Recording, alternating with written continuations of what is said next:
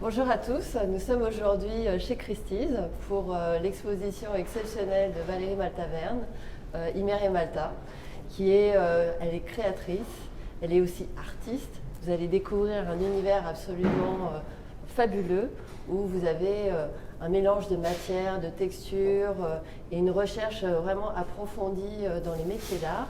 Et aujourd'hui, on a la chance en fait d'être ici chez Christie's.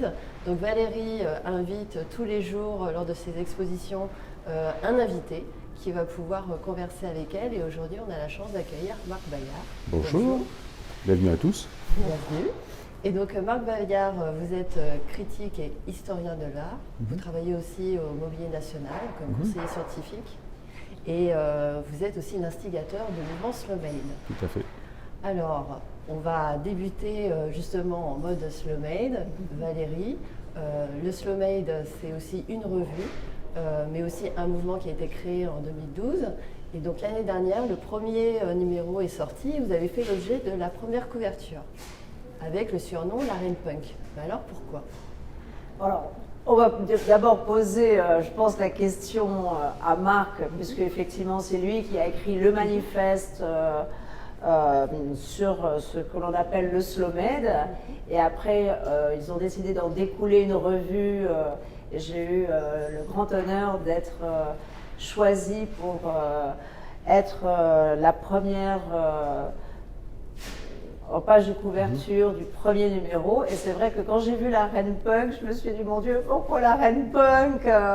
J'étais un peu affolée, je dis, mais que va dire ma mère, quoi? Et donc, et ben non, c'est parce que, alors j'ai demandé une explication, et c'était parce que j'étais un peu la Vivienne Westwood de tout ce qui est art décoratif, parce que pour avoir bousculé en fait tout ce qu'il se faisait, puisque c'était à l'époque le design industriel qui était il y a un peu plus de 15 ans, qui était vraiment à l'apogée de sa gloire. Et moi, j'ai décidé de travailler les savoir-faire avec les savoir-faire, alors ça ne se faisait absolument pas. Mais c'est Marc qui m'a choisi, donc c'est à lui à qui il faut poser la question. Alors oui, la question de punk, ça dépend à quel moment on se situe dans la création du mouvement punk. Ils étaient en rupture complète, puisqu'ils étaient à la fois, on cassait les règles, on cassait tout ce qui pouvait s'insinuer dans l'institution bourgeoise. Et pourquoi, quelques décennies plus tard, penser à Valérie comme punk? Parce qu'elle casse en fait les règles d'aujourd'hui. Alors quelles sont les règles d'aujourd'hui? Aujourd'hui, c'est la mémoire courte, l'instantanéité, l'absence de mise en perspective, tout ce que finalement Valérie ne fait pas. C'est-à-dire qu'elle se met en perspective, elle travaille sur le temps long, elle travaille dans la question à la fois esthétique et les usages. Et en fait, c'est de cette manière de casser les codes d'aujourd'hui qu'elle est punk. C'est un petit peu cette manière de penser le temps long. Voilà. Donc après, Valérie va revenir sur sa manière de travailler, mais c'est vrai que le Slow Made, c'est penser son époque, c'est penser son temps, et c'est surtout penser le temps long. Puisque, comme je viens de le dire, on est dans cette époque d'instantanéité, de globalité, et en fait on voit bien qu'on est à la fin d'un cycle. Alors soit on peut le déplorer, soit on peut être angoissé et être complètement larmoyant, soit au contraire on peut estimer que c'est plein d'opportunités, et l'histoire de l'art, l'histoire au long cours est faite d'opportunités, est faite de défis, est faite de moments de crise, et c'est dans ces moments-là en fait qu'il y a la plus grande inventivité, qu'il y a la plus grande richesse, et ce sont plutôt des moments de booster que plutôt des moments de larmoyants. Donc en fait le Slow Made, créé en effet en 2012, qui est issu d'une certaine gestation, c'était une manière de repenser ce temps long. Donc peut-être à toi à présenter un peu chez Imere Malta, le temps long, qu'est-ce que ça signifie?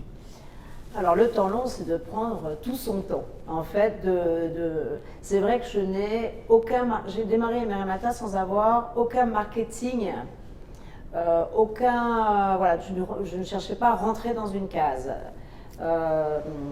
Et donc ça m'a permis d'être totalement, c'est un énorme luxe de pouvoir passer du temps à réfléchir jusqu'à ce que le dessin soit juste parfait, au millimètre près, puis ensuite faire travailler le savoir-faire et l'emmener dans une autre manière de penser son travail, de l'emmener réfléchir à d'autres perspectives de ce qu'il imaginait pouvoir faire avec son savoir-faire. Donc en fait c'est vraiment un travail, voilà, je dis souvent, c'est un travail collectif où ce temps long est indispensable pour réaliser des pièces exceptionnelles. Et je pense que, voilà, parce qu'il y a énormément de recherche, il y a énormément de développement derrière chacune des pièces, donc derrière chacune des collections, où on creuse un savoir-faire ou un matériau jusqu'au bout du bout du bout du bout. Et en fait, aujourd'hui, je suis assez contente puisque ces savoir-faire redeviennent quelque chose d'essentiel pour aujourd'hui, alors que quand j'ai commencé, c'était totalement... plus personne ne savait ce que c'était que de la marqueterie, ni de la tapisserie de Busson. Voilà, ça a été de remettre tous ces métiers d'art en perspective et ça a été vraiment un bonheur, une aventure. Moi, enfin, voilà, je suis passionnée par mon métier. On ne peut pas le faire sans passion de toute façon. Mais on voit justement que dans le sommeil, il y a la dimension du temps qui est vraiment centrale. Et quand je vous écoute, Valérie, il y a la partie aussi exploration, c'est-à-dire prendre le temps vraiment d'explorer, de tester, parfois d'aller plus loin ou même de bifurquer. Dans cette manière en fait d'opérer, vous vous reconnaissez pleinement dans le slow made qui a été imaginé par Marc Bayard? Mais en fait, c'est tout à fait par hasard que j'ai rencontré Marc Bayard. J'entends parler de ce livre, donc le manifeste, le slow made, je le lis. Et là, c'est simple, je me reconnais dans toutes les pages, dans toutes les lignes. Je me suis dit, mais c'est dingo. Et par hasard, je croise un jour Marc Bayard et je lui dis, j'ai adoré votre livre, c'est ma vie. Alors qu'on ne se connaissait pas, il ne m'avait pas interrogé. Et voilà comment nous nous sommes rencontrés. Donc voilà, Marc peut expliquer aussi pourquoi je corresponds à tout ce qu'il a décrit. En fait, oui, le slow made, c'est plusieurs éléments, c'est plusieurs choses, mais c'est évidemment, il y a une part d'autobiographie, c'est pour ça qu'on peut être universel, c'est lorsqu'on se raconte, et c'est un essai qui est d'abord, d'un point de vue très personnel, signifie la fin d'une période pour moi, qui était une vie antérieure, qui est de critique d'art, et surtout d'historien de l'art universitaire, et que je ne pouvais plus écrire de cette manière-là. Donc l'essai marque cette rupture-là, mais c'est surtout aussi en creux un portrait, et le portrait qui me définit et qui définit beaucoup de monde, notamment Valérie, c'est me construire dans le temps. Comme tout le monde, j'ai été pressuré pour essayer de m'inscrire dans l'instant, passer des concours, j'en suis incapable. En revanche, j'ai fait une thèse, 7 ans, même si je compte toutes les années, c'est près de 10 ans de recherche, pour arriver à quelque chose que personne n'a lu quasiment, mais c'est pas grave. Et au bout d'un moment, je me suis dit, j'ai développé cette pensée de la mâchure, de la vache, qui mâche et puis qui fait quelque chose. Et en pensant cette pensée, en développant cette pensée de la mâchure, j'y ai mis une éthique et une identité personnelle. Et après, j'ai eu la chance de travailler 6 ans et demi à Rome, à la Villa Médicis, et là aussi confronté à la temporalité longue de l'histoire italienne, qui fait que du coup, cette temporalité, c'est transformer quelque chose. Et l'autre aspect, c'est lorsque je suis arrivé au Mobilier National, qui est cette institution magnifique, qui a 4 siècles d'histoire. Mais quand j'y suis arrivé, on m'a dit, tu verras, c'est long. C'est long, le Mobilier National.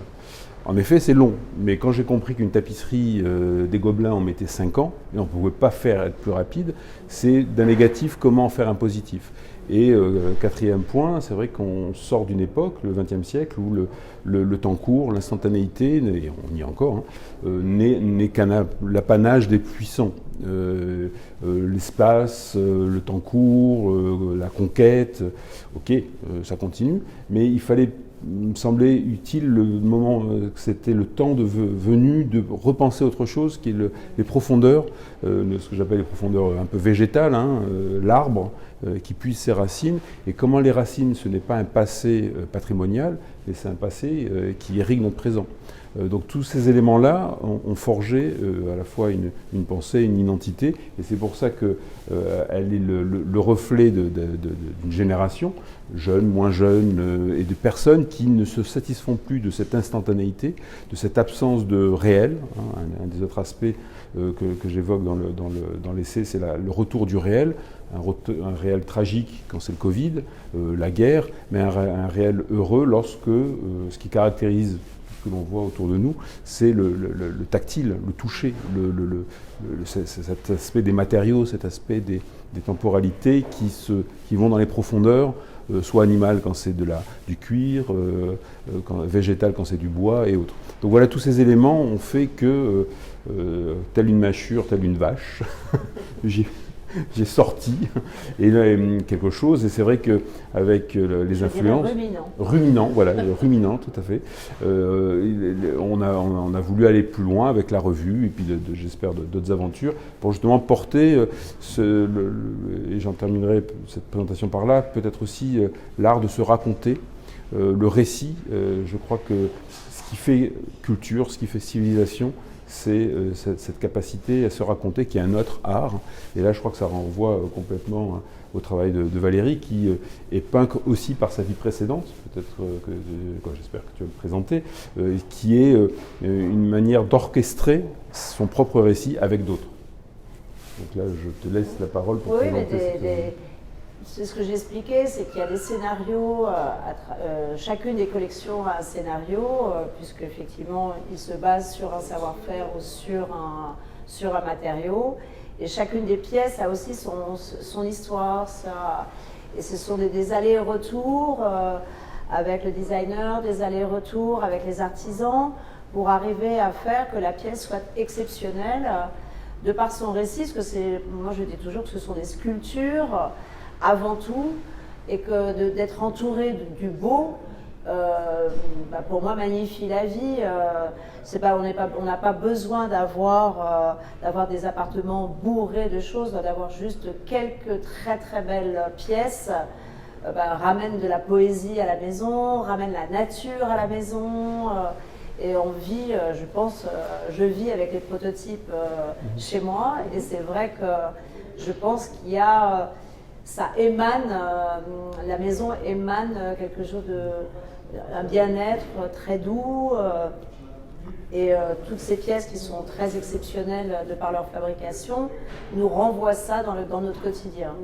Ce qu'on voit aussi, c'est que vous incarnez un mouvement, c'est-à-dire que tout à l'heure on a parlé du temps, on a parlé de l'exploration, on a parlé de cycle, et c'est vrai qu'aujourd'hui tout s'accélère, il y a le digital, on dit toujours qu'il faut aller plus vite, produire plus vite, aller toujours plus loin.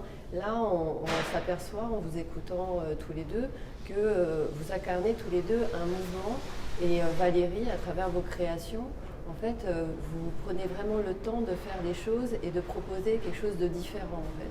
Pas quelque chose de réplicable. Vous allez vraiment creuser, travailler avec des artistes, des designers et des artisans vraiment d'exception. Du coup, vous, comment vous le vivez?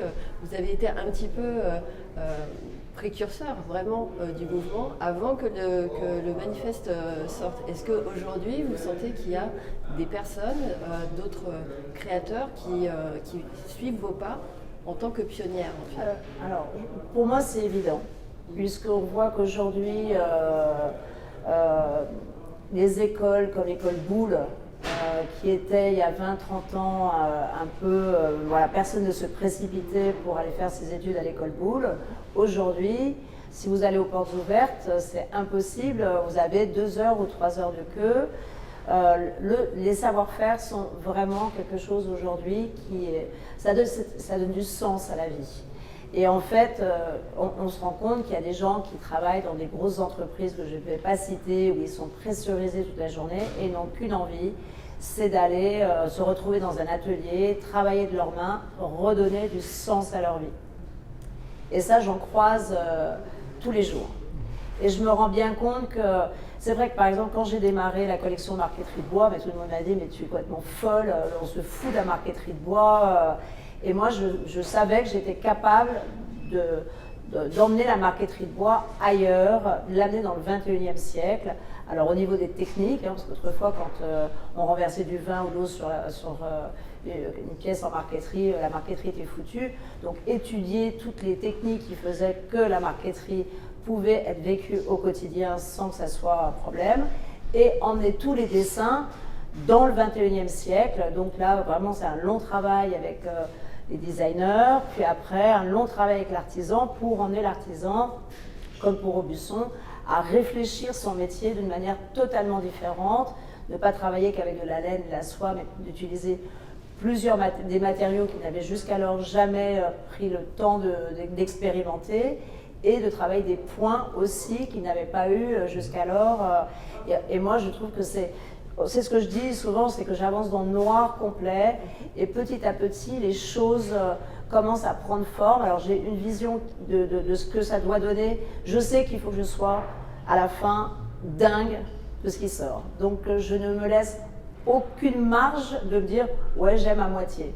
Je dois être dingue de la pièce, de par sa fabrication, de par son dessin, et donc tout ça est un process qui est excessivement long, mais on s'ennuie jamais, les journées sont très très lourdes. Donc en fait vous faites de la R&D en fait, vous êtes une sorte de laboratoire pour les métiers Exactement, on est vraiment un laboratoire pour les métiers d'art, et c'est vrai que c'est pour ça qu'on ne va pas se lancer demain dans la décoration comme le font les architectes d'intérieur, 10, 20, 30 appartements avec le mobilier qui va avec.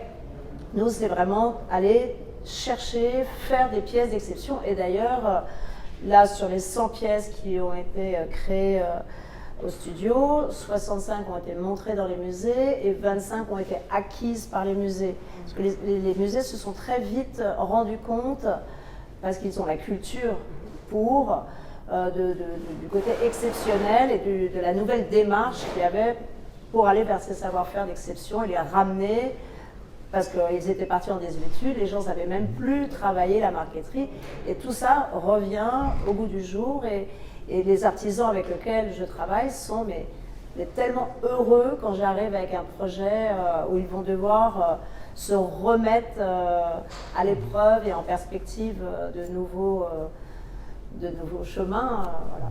Justement, Marc, en parlant de cette notion de recherche et développement, est-ce que vous, au Mobilier National, vous challengez les artisans, les maîtres d'art sur leur technique? Parce qu'on sait que le patrimoine, c'est répéter un geste, c'est sauvegarder un savoir-faire, mais est-ce que quand on bouscule un petit peu les lignes, c'est quelque chose qui se fait facilement justement avec les métiers d'art?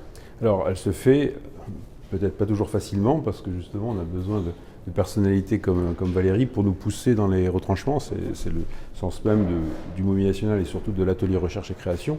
Et surtout, le Mobilier National a travaillé avec Valérie, avec un designer qui est Benjamin Grindorge, et on a fait l'ensemble Eidos, qui a poussé nos artisans d'art très loin, à la fois dans du lien entre ébénisterie et numérique, puisque là, le bureau a été fait en grande partie avec une machine 5 axes numérique, et elle ne pouvait être faite qu'avec ça. Tout un pan de travail de maroquinier et de travail du cuir, et aussi de marqueterie, et même il y avait, dans ce bureau il y avait une problématique de porcelaine qui a été complètement résolue, ou qui a vraiment été une recherche très très longue. Et en fait c'est le sens même à la fois de Valérie, mais aussi de l'atelier recherche et création, c'est d'aller le plus loin possible. Et puis des fois, pour dire non, là on n'y arrive pas techniquement, c'est pas tant qu'on ne veut pas, c'est qu'on ne peut pas. Pour l'instant en tout cas. Et donc là, c'est pour ça que la rencontre entre le Mobilier National et Valérie a été très très important, parce que ça a permis aussi, nous, d'aller encore toujours plus loin dans les expérimentations, dans les recherches, et puis avec un résultat au bout, moi je trouve vraiment exceptionnel. Il y a un ensemble, le bureau est composé de plusieurs pièces, c'est quelque chose vraiment d'incroyable, et dans nos collections, on le réserve, pour l'instant il n'a pas encore été placé, mais c'est comme on dit chez nous, c'est un minimum ministériel, pour un ministre. On voit ça. Voilà. On voit ça. Mais c'est vrai qu'en vous écoutant, ça peut paraître surprenant d'entendre des termes comme imprimante 3D, des procédés qu'on pense plus pour le milieu industriel ou pour le design de manière générale. Mais en fait, on s'aperçoit que tous ces procédés ne sont pas incompatibles justement avec les métiers d'art et qu'avec des personnalités comme Imer et Malta, Valérie Malta-Verne, du coup, on peut aller beaucoup plus loin et changer aussi une certaine image. Est-ce que vous avez le sentiment, Valérie, d'avoir contribué justement au changement de cette image des métiers d'art qui sont peut-être un peu répétitifs, vraiment consignés dans l'image qu'on a traditionnelle du patrimoine, pardon. Ah, pour moi, c'est évident. C'est évident, et que de toute façon, si on ne ramène pas toutes ces nouvelles technologies sur des savoir-faire très anciens, il va ne marcher plus que sur une jambe. Donc pour cet équilibre et pour propulser en avant, il faut justement confronter justement toutes ces nouvelles technologies à tous ces savoir-faire anciens et arriver à créer des pièces qui vont être leaders, en fait, leaders d'opinion, leaders... voilà, et c'est pour ça que pour moi, d'être rentré, de déjà faire partie plus ou moins... Enfin, c'est peut-être un peu prétentieux de dire déjà faire partie de l'histoire de l'art, puisque en ayant autant de pièces dans des musées, dans les collections permanentes, prouve déjà que prouve que ça a déjà que c'est déjà inscrit. Et c'est vrai que la question du numérique, la question de l'innovation, d'abord j'aime bien faire une comparaison, c'est comme refuser l'électricité au 19e siècle. C'est quand même compliqué maintenant, rétrospectivement. Et puis, et surtout, l'innovation n'est pas une finalité. Et si elle est une finalité, elle ne peut qu'être faillible. Si en revanche, elle est vue comme un moyen pour justement des nouveaux usages, de nouvelles formes, mais il n'y a aucune crainte à avoir de l'outil. Quand on prend la route, on a d'abord une destination et puis après on cherche le moyen. C'est un peu la même chose. Si on cherche d'abord par le moyen à trouver une destination, on ne va pas aller bien loin, ça dépend. Si on prend un jet, on sait où on va aller. Si on prend un vélo, on va. Voilà, c'est comme ça qu'il faut, et que les designers et que les métiers d'art voient les choses. C'est absolument plus. Alors, on le dit maintenant, mais il y a 10 ans, je me rappelle des discussions un peu tendues avec des jeunes qui avaient une trentaine d'années et qui disaient que le numérique, ça les intéressait absolument pas. Bon, aujourd'hui, voilà. on voit que. Ouais, ils avaient 30 ans, ils n'avaient pas 90 ans. Hein. Je dis bon, celui-là, il n'ira pas loin, c'est pas possible. Alors Valérie, est-ce que vous pouvez nous expliquer justement un processus Slow-Made sur l'une de vos créations? Alors, je pense que sur toutes les créations, c'est du Slow-Made, toutes. J'en vois pas une qui aura été réalisée rapidement. Si on prend la pièce qui est juste derrière nous, voilà, donc j'ai travaillé avec un designer qui s'appelle Sylvain Vieux-Piquet. Je lui disais j'avais envie de travailler le cuir d'une manière peut-être un peu virile, comme et voilà toute l'histoire, parce que je raconte toujours des histoires quand je travaille avec un designer. C'était autour du match de boxe, le rugby, et je voulais avoir donc des pièces qui ressemblaient à une sculpture. Donc voilà, on a travaillé le dessin pour avoir justement des formes rondes et douces. Et après, de travailler, de trouver, alors donc après j'ai cherché le bon cuir, le cuir qui correspondait à l'histoire. J'ai cherché toutes les coutures qui pouvaient être aussi en rapport avec l'histoire. Et pour montrer à quel point c'est important d'être collé à l'artisan, parce que donc une fois que ces dessins avaient été réalisés en relation avec Sylvain, j'ai travaillé donc avec l'artisan et je lui ramène donc tout ce qu'il fallait pour réaliser cette pièce. Et il a voulu me faire plaisir. J'étais partie quelques jours en vacances. Il n'arrivait pas à faire la pièce, donc je suis quand même partie en vacances. Et quand je suis rentrée, il a acheté un petit cuir, un cuir Ferrari, parce que pour lui c'était le comble du luxe. Donc un cuir piqué, très sophistiqué. Et je reviens, et en fait, il m'avait fait une couture très sophistiquée, avec un cuir Ferrari. Et là, je lui ai dit, mais attends, cette pièce s'appelle Victory, elle a une histoire, elle a été conçue, le dessin, nous l'avons travaillé pour que ça corresponde à cet univers. La couture était aussi, le cuir a été choisi pour rester dans cet univers. Et donc, ben voilà, il faut que tu recommences tout à zéro parce que je ne veux pas de cette pièce. Et en fait, ça montre bien que si, autant il faut être collé au dessin pour qu'il soit, je travaille moi toujours avec des designers industriels que j'emmène dans le monde de l'art parce que les designers industriels sont très à l'écoute et ne manquent pas d'énergie pour faire recommencer jusqu'à ce que le dessin soit parfait parce qu'il est habitué à avoir un nombre de contraintes terribles. Et après, l'artisan, si on n'est pas collé à l'artisan, le projet dévie. Et ça, j'avais été très habituée à ça, parce que quand on travaille le dessin animé, on se rend très vite compte que si on n'est pas derrière, ben, la sorcière, elle va marcher comme ça au lieu de marcher comme ça. Donc, il faut vraiment être collé à son travail pour que le travail soit, et ça se sent, il faut que le dessin soit tendu, il faut que la fabrication soit excellente, et ça se ressent à la fin que tout a été suivi de près. Merci beaucoup Valérie pour ce descriptif de votre processus créatif. Et donc maintenant on va clôturer et demain on se retrouve pour un prochain talk. Merci beaucoup Marc. Merci pour l'invitation à Valérie, merci Amélie. Et merci d'avoir incarné tous les deux aujourd'hui le Slow Made, un mouvement, quelque chose qu'on espère qui va s'étaler dans le temps et qui sera peut-être même éternel. Voilà, et qui, peut-être pour le dernier mot, le slow made n'étant pas l'éloge de la lenteur, mais l'éloge du temps, bien précisé. Bien sûr, l'éloge du temps. Merci. Merci. Merci.